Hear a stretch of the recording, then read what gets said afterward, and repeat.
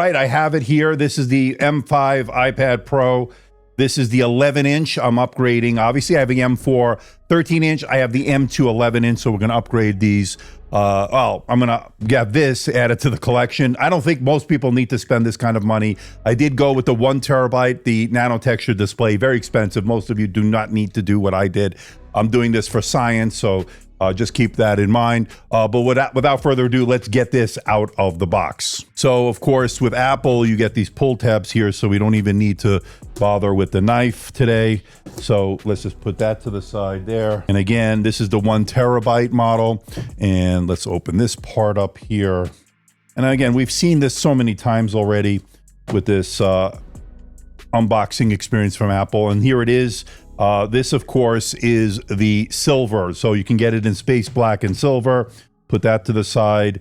No more stickers. They do not give you that anymore.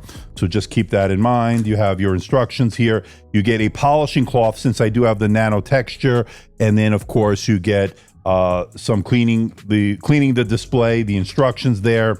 And that's it. Some tips on how to use this thing.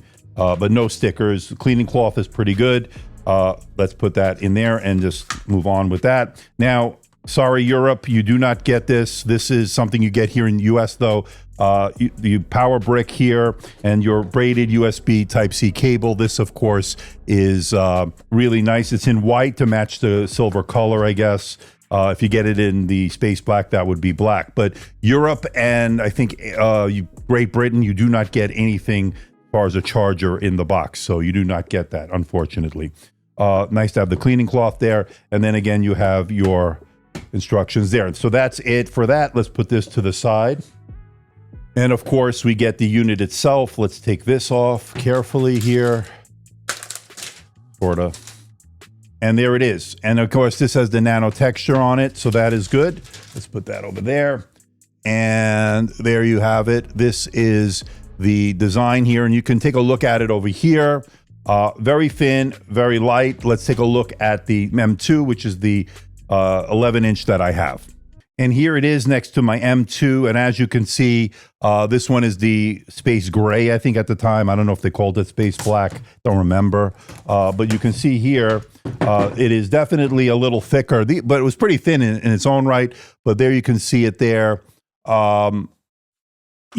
Size-wise, it looks pretty much the same. Let's get a measurement of the weight here. So let's bring that out. Okay, with the M2 that I'm upgrading this from, 468 grams, which is in pounds. Let's go to 1 pound, 0.5 ounces. Let's put it back into grams. So 469 grams. Now, this new one with the M5 is 448 grams. So it's definitely lighter than its predecessor there. And that would be in pounds, would be 15.8 ounces, which is under a pound. So they shaved off weight, made it thinner, obviously. So that is that. All right, let's get this set up here. United States, my region. Let's set it to default. Quickly set up your iPad. Yes, we're going to use another device. Let's do the Wi-Fi. I'll be right back. All right, let me set up the Face ID.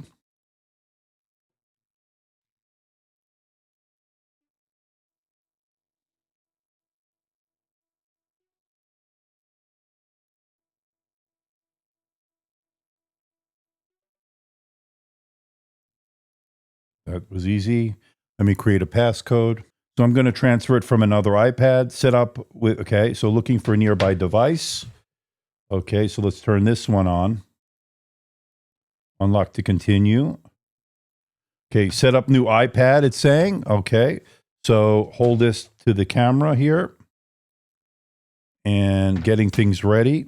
There is a software update, so let it do that. So while I'm waiting for these things to update and so forth, here is the iPad Magic Keyboard in white here, of course, or the silver. Yeah, I guess it's white. And let's remove these tabs here, and then let's open this up here, and let's get this going here.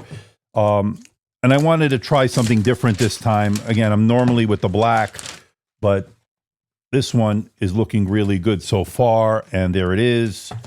Boom, and let's put this one in here. Well, it's doing its software update, but this will just slot in like that. And that is it right there. So looks good like that. Boom. There you can see it working there. So the software is updating. I'll get it all set up and we'll be right back. Now, 48 hours in, I've been using the M5 iPad Pro as a laptop for all intents and purposes. It doesn't totally replace the MacBook, but basically, I feel that this is a tablet trying to be a laptop. It certainly has the chops with the M5, with the excellent single and multi-core performance, the improved graphics, that certainly helps. I can do Final Cut Pro, although it's not quite the same as on the desktop or obviously on the MacBook Pro. But you can definitely get projects started. You can do quite a bit with that. But I would say it's not a total replacement of the MacBook Pro. That being said, it's got an excellent display here with the nano texture option. Obviously, that is only available to the 1 or 2 terabyte option. So they make you pay a big hefty price for this to get this really, as far as I'm concerned, higher end display. Although some people feel like it washes things out. I don't feel that way. In fact, I like the reduced glare, the reduced reflections. That's a big game changer as far as I'm concerned. But as far as this tablet is concerned, this 11-inch is more portable, obviously, than the M4 13-inch that I have. But so this will just throw you in your bag. You'll hardly notice it's there, sort of. It does have some weight, especially if you go with the Magic Keyboard.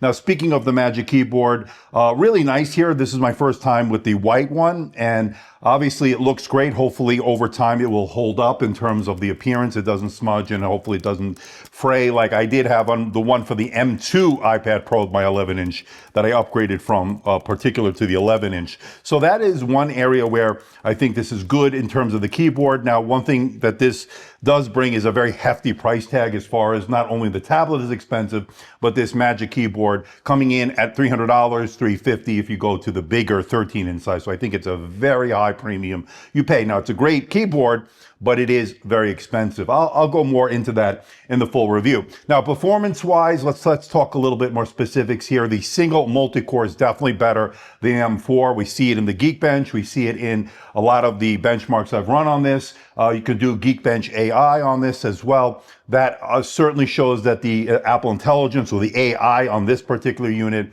is improved over the previous models. The graphics are improved as well with this M5 chip, so you're definitely seeing something there.